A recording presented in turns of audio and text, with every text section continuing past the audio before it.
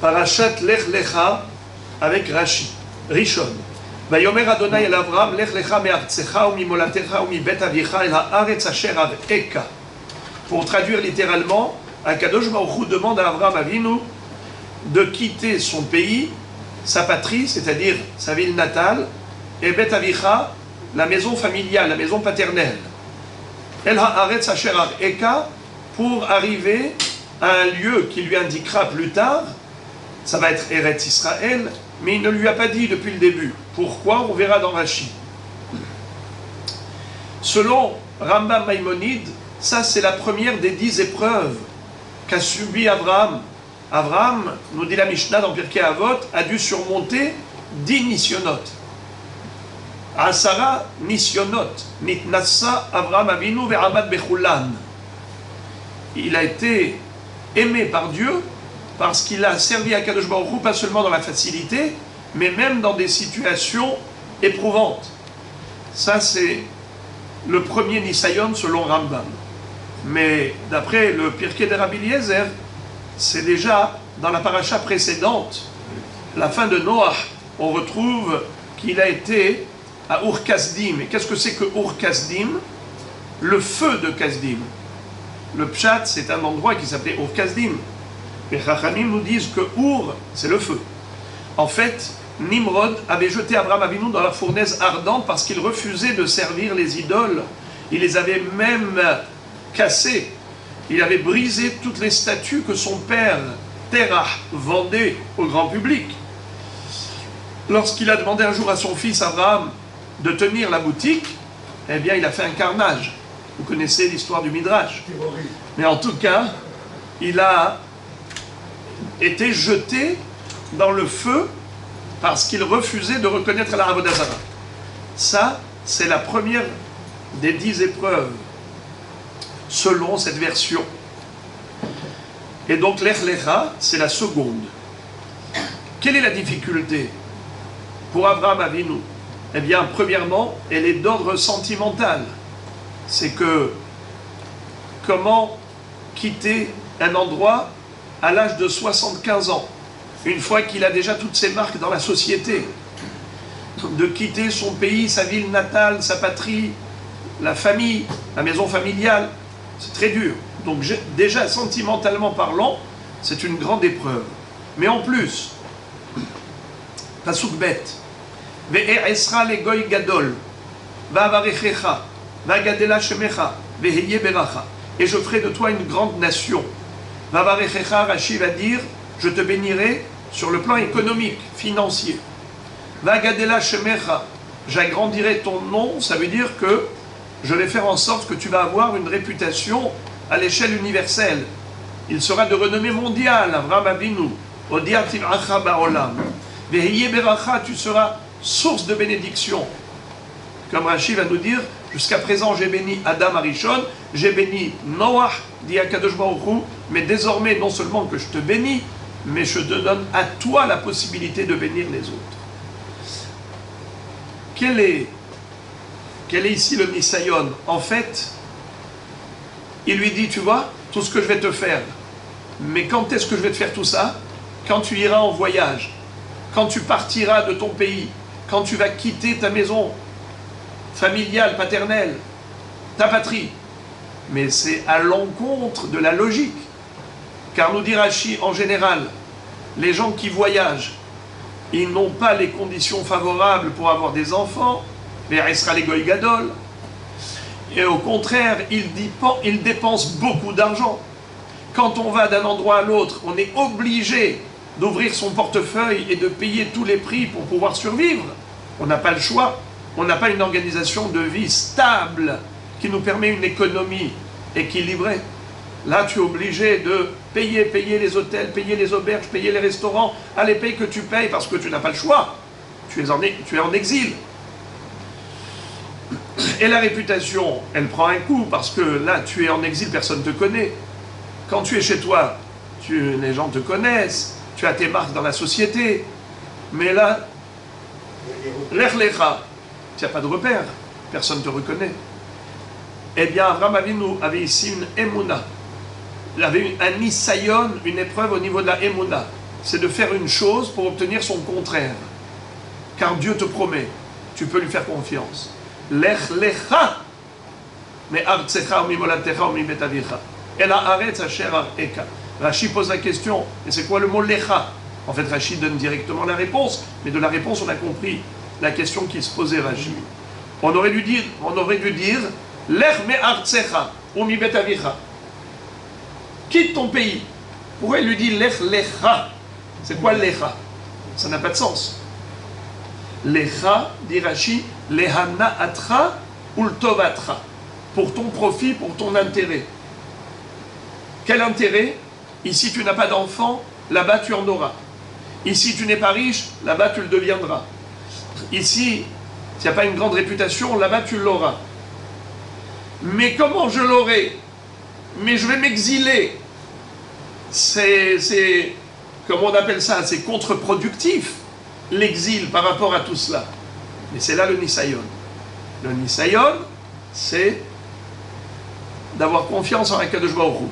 Que la démarche que tu vas adopter, elle est contraire au résultat attendu, souhaité, souhaitable, mais t'inquiète pas.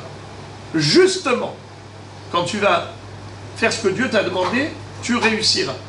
Contrairement à la logique. C'est là la difficulté pour l'homme, de faire des choses qui sont contraires à la logique, parce que Dieu l'a demandé. Alors, comme j'ai dit, premièrement, primo, la difficulté, elle était sentimentale. Donc c'est une épreuve pour Abraham sur le plan sentimental, de s'exiler à l'âge de 75 ans. Deuxièmement, c'est de croire qu'il va réussir à obtenir tout ce qu'un homme peut souhaiter, la progéniture, la richesse, la réputation, justement en allant en exil. Secondo. Tierso, les Mefarshim nous disent que le Nisayon pour Abraham, c'était quoi? C'est de faire les choses les Shem Shamaïm. C'est-à-dire, Dieu te promet, monts et merveilles, il te promet tellement de belles choses. Alors maintenant, quand tu vas obéir à Hachem, quand il te dit Lech Lecha, est-ce que c'est pour faire plaisir à Dieu ou bien pour te faire plaisir? Est-ce que c'est parce que tu vas gagner dans l'affaire ou bien est-ce que c'est tout simplement parce que Dieu t'a donné une mitzvah et tu es heureux d'accomplir la mitzvah Leshem Shamaim, comme nous dit la Mishnah dans Pirkei Avot, Atiyu ka'avadim ameshamshim et arav al menat ekabel pras, elahivu ka'avadim ameshamshim et arav shelo al menat ekabel pras. Ne soyez pas comme ces esclaves, ces serviteurs qui ne servent leur maître que par intérêt. Non, fais les choses Leshem Shamaim. Donc ça aussi, c'est un Nisayon pour Abraham. Il sait qu'au bout du compte, il va avoir une récompense, mais est-ce qu'il va faire la chose pour la récompense ou pour Hachem? Pour Hachem. Eh bien, quelle est la preuve? Bravo, bonne réponse. Regardez comment c'est écrit dans Pasuk Dalet. Vayelech Avram, Kacher Diber Elav Hachem. C'est beau. Ce quatrième Pasuk de la paracha, qu'est-ce qu'il nous dit? Pourquoi Avram il a fait Lech Lecha? Vayelech Avram, Kacher Diber Elav Hachem. Car Dieu lui a demandé. Très bien. Alors, je lis rapidement le Rashi puisqu'on a déjà fait oralement. Lech lecha le'anatra ou tovatra, pour ton profit, ton intérêt. Veshamer esra le goy gadol, là-bas je ferai de toi une grande nation. Vekani atazoche le banim, verot shodiar tivracha ba'olam. Ici tu n'auras pas d'enfant. Et en plus c'est que je ferai répandre ta renommée dans le monde entier. Ve'esra le goy gadol, vavarechecha, vagadela shemecha ve'yeh bevarcha. Rachid dit, les filles, chez Aderer Goremet Lishlosha Devarim, puisque l'exil, le voyage, entraîne 3 problèmes. Memaretet Piria Verivia, ça réduit la progéniture, la procréation. Ou Memaretet et Amamon, ça cause de grandes dépenses, donc ça réduit le portefeuille. Ou Memaretet et Hachem, et justement, il n'y a pas de... La personne n'est plus reconnu, il n'y a plus de reconnaissance puisque personne ne le connaît, on ne le connaît pas, donc on ne le reconnaît pas. Mais Maret et Hachem, il n'y a pas de renommée. C'est pour ça que Dieu va lui adresser ces 3 bénédictions.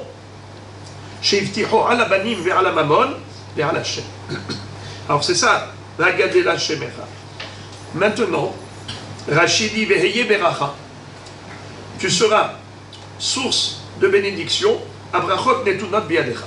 Ad Arshav, Hayu Beyadi, jusqu'à présent c'est moi qui détenais les bénédictions. Berarti et Adam et Noach Beotra. J'ai béni Adam Arishon, Noach et toi-même. Et maintenant, Me'arshav Ata Tevarech et Asher Tarpotz. Toi tu béniras la personne que tu souhaites bénir. Alors, on avait posé la question au niveau de l'ordre du pasouk qui paraît inverse à la logique. C'est illogique. Je dit à Abraham, Lech me'artzecha, Lech lecha me'artzecha, quitte ton pays, mimolatecha, ta ville natale, mivetavicha, la maison paternelle. Mais d'abord on quitte la maison, ensuite la ville, ensuite le pays. Et là c'est écrit le contraire, artzecha, molatecha et betavicha. C'est que, en fait, l'ordre adopté par le pasouk, c'est par rapport à l'épreuve, la difficulté, étape par étape. D'abord, qu'est-ce qui est plus difficile? De quitter son foyer ou de quitter son pays? C'est de quitter son foyer familial. Sentimentalement, c'est très très dur. Alors c'est pour cela que Jbokhu lui dit, on va aller de bas en haut. Petite épreuve, moyenne et plus grande. La petite épreuve, c'est quitter le pays. Moyenne, c'est la ville natale. Molad Techa. Et encore plus dur, Bet Avicha, la maison familiale, quitter sa famille, la maison paternelle, ça c'est encore plus dur.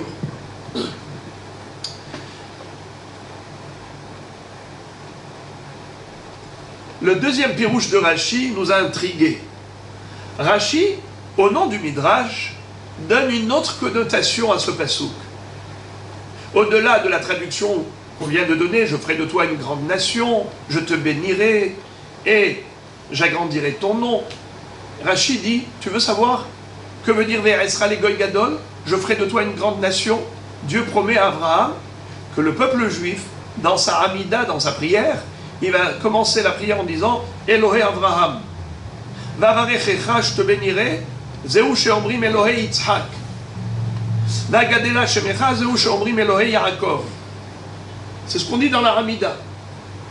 Yachol yuchotmim bekulan. Est-ce qu'à la fin on va dire Baruch ata Hashem Magen Abraham Yitzhak et Yaakov? Non. Becha hotmin velo bekulan. La conclusion de la bracha de Eloké Abraham, Eloké Yitzhak, c'est quoi la conclusion? Baruch ata Hashem Magen Abraham Veheye beracha. La bracha elle se clôturera par ton nom, Magen Abraham. Alors qu'on a commencé avec Abraham, Yitzhak et Yaakov. Pourquoi? Parce que c'est Abraham la pierre angulaire. C'est lui la base.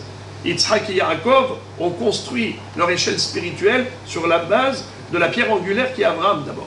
Alors, quel rapport entre la promesse divine et la Hamida? On ne comprend pas, c'est quoi cette histoire? Ve'esra le Goy Gadol, je ferai de toi une grande nation, Zéou sheomrim Eloké Abraham. Vavarechecha, je te bénirai, Eloké Yitzhak. Vagadela shemecha, j'agrandirai ton nom, Elohé Yaakov. Mais quel rapport entre les mots du pasouk et la Hamida? Réponse. Le Siftei Chachamim nous explique qu'en général, Akadosh Baruch Hu n'appose pas son nom sur une personne individuelle, que sur une collectivité. Par exemple, Akadosh Baruch Hu s'appelle Elohé Israël, le Dieu d'Israël, car Israël c'est un peuple. Elohé Ha'ivrim, quand Moshe Rabbeinu va s'adresser au Pharaon au nom d'Akadosh Baruch Hu, il va lui dire le Dieu des Hébreux m'a envoyé pour réclamer la libération du peuple juif, pour la sortie d'Égypte. Donc, toujours, quand on parle de Dieu, entend que Dieu d'une nation, mais pas d'un individu isolé. Alors, comment on peut dire Elohé Abraham? Comment on peut dire Elohé Yitzhak? Elohé Yaakov? Mais ce sont des personnes individuelles. La réponse, Ve'esra les Goy Gadol. Je ferai de toi une grande nation. Goy, ça veut dire nation. Comme on dit dans Ata Ehad. Ata Ehad Beshimcha Ehad, Umi Ke'amecha Israël. Aidez-moi s'il vous plaît. Umi Ke'amecha Israël, Goy Ehad Ba'aretz. C'est ce qu'on dit dans la prière de Mincha. C'est sur la base d'un pasouk. Il figure 2 fois dans le Tanakh, ce pasouk. Une fois c'est écrit Umi Ke'amcha Israël Goy Ehad Ba'aretz. Une fois il est écrit Umi Ke'amecha Ke'Israël Goy Ehad Ba'aretz. En tout cas, c'est un pasouk. Goy Ehad, un peuple unique. Am Israël s'appelle Goy Ehad Ba'aretz. Ve'esra le Goy Gadol. D'où il sort ce grand peuple d'Abraham. Va'varechecha. Akshbochou dit à Abraham Avinu, sache qu'il y aura 3 patriarches à ce peuple. Abraham, Yitzhak et Yaakov. Comme dit la Gemara. En korin avot ela lishlosha. On appelle patriarche que Abraham, Yitzhak et Yaakov. Ça y est. Qu'est-ce que ça veut dire? Mais on a tous des patriarches. On a tous des ancêtres. Pourquoi on dit avot, c'est que Abraham, Yitzhak et Yaakov? Elohenu, Elohé avotenu, Elohé Abraham, Elohé Yitzhak, Elohé Yaakov. C'est le seul avotenu. Mais il y a les 12 shvatim. Et chacun, il a ses ancêtres. Pourquoi est-ce qu'on les appelle avot? En korin avot ela lishlosha. Le père, c'est celui qui donne l'existence à son fils. Le fils, il hérite de son père ce qu'il est. Pas seulement ce qu'il a, mais ce qu'il est. Avraham, Yitzhak et Yaakov ont donné au Am Israël un patrimoine spirituel, ancestral, qui sont les traits de caractère de Avraham, Yitzhak et Yaakov. Rahmanim, Baishanim, Gomle Hasadim. Des gens généreux, des gens pleins de miséricorde. Avraham Israël, c'est un peuple qui est plein de bienveillance, de gentillesse, de bonté. Tout cela, on a hérité d'Avraham, Yitzhak et Yaakov. Avraham nous a donné la qualité du Chesed.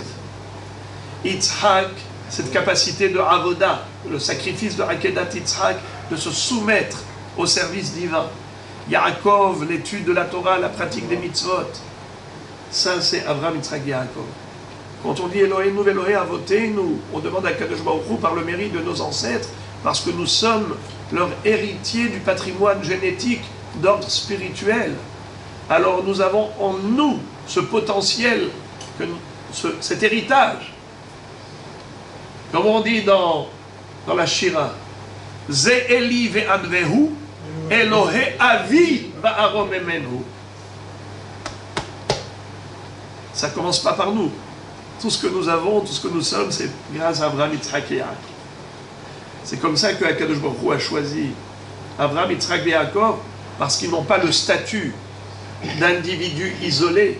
Ils ont le statut de la grande nation qui s'appelle Israël. Comme Dieu est Elohé Israël, il est Elohé Abraham, Elohé Yitzhak, Elohé Yaakov.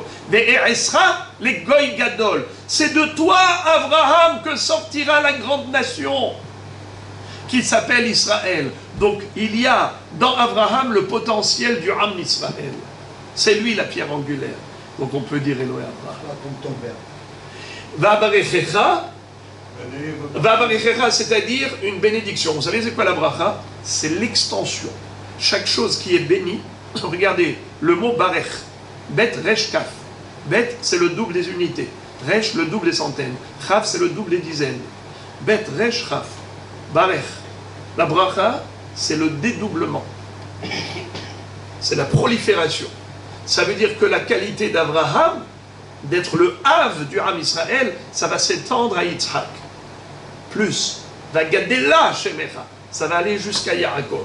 Zéou Sheomrim, Elohé Abraham, Elohé Yitzhak, Elohé Yaakov. Mais étant donné que tout provient d'Abraham, Veheye Beracha, Baruch Ata Hashem, Magen Abraham. Entre parenthèses, les Hasidim disent très joliment que Abraham nous a enseigné la Gemilot Hasadim. Yitzhak la Avoda, qui a été remplacé par la Tfila. Les korbanot ont été remplacés par les prières. Ou le Avdo, Chol Levafren, Avoda Shebal Lev. C'est la Avoda. Et Torah. Al Shlosha Devarim Ha'olam Omed. À la Torah, et à la Avoda, et à la Gemilot Hasadim. La bienveillance d'Abraham, la Avoda, c'est de Yitzhak, et Torah, c'est de Yaakov, qui s'est investi dans l'étude de la Torah, dans le Beth Midrash de Shem et de Heber pendant 14 ans, sans s'arrêter. Alors, les Mefarshim disent, Yachol yuchotmi bechulam, Talmud omar becha chotmi. Magen Abraham. Qu'est-ce que ça veut dire la Hatima? La Hatima, la conclusion, pas seulement de la bracha, mais la conclusion de l'histoire du peuple juif, c'est-à-dire à la fin des temps. La veille de la venue du Mashiach, Am Israël, après 2 millénaires de galoute, ils ont peut-être faibli en matière d'études de Torah. Ils ne sont pas tout à fait comme Yaakov Avinu, qui n'arrêtait pas d'étudier la Torah. Ils vont peut-être faiblir en matière de prière. Ils ne seront pas peut-être comme Yitzhak, qui était entièrement dans une dévotion et une ferveur parfaite dans cette fila, dans sa Akedat Yitzhak, comme il est écrit, Yitzhak ba mi bo be'er la hayroi, Yitzhak la soir basadeh la erev, c'est lui qui a été metaken la tfila de Mincha, Abraham Shacharit, Yaakov Avit. Alors c'est vrai, Am Israël a du mal à se concentrer dans la tfila. La concentration durant toute la Hamida, c'est difficile. Mais il y a une chose dans laquelle Am Israël va rester plus que parfait. Et ils ne vont pas faiblir. C'est le Chesed. Le Chesed que nous avons reçu comme exemple d'Abraham Avinu, ça reste dans une perfection exemplaire. Le peuple juif donne la tzedaka, donne pour la Torah, donne pour les bonnes œuvres. Il donne et il redonne. Grâce à cela, il y aura la Géoula, la Hatima de la Galoute, la clôture de l'exil, la fin de tous les malheurs. Ce sera grâce à cette tzedaka. Comme il est écrit, Tzion bemishpat tipade veshaveha bitzdaka. Shaveha bitzdaka. Ils vont revenir en Eretz Israël, ils vont revenir de la Galoute grâce à cela.